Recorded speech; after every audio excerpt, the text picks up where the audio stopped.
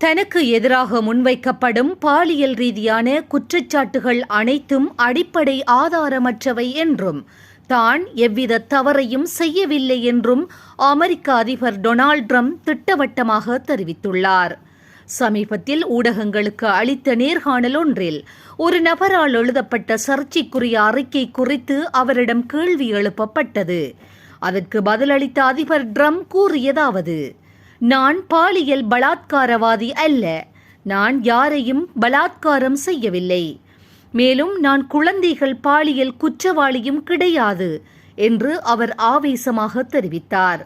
தன் மீது களங்கம் விளைவிக்கும் நோக்கில் இதுபோன்ற கேள்விகள் கேட்கப்படுவதாகவும் ஒரு மனநலம் பாதிக்கப்பட்ட நபர் எழுதிய கருத்துக்களை ஊடகங்கள் பெரிதுபடுத்துவதாகவும் அவர் குற்றம் சாட்டினார். இதுபோன்ற செய்திகளை உடனுக்குடன் துல்லியமாக நீங்கள் அறிந்து கொள்ள கல்ஃப் நியூஸின் தமிழினை சப்ஸ்கிரைப் செய்வதனூடாக அறிந்து கொள்ள முடியும்.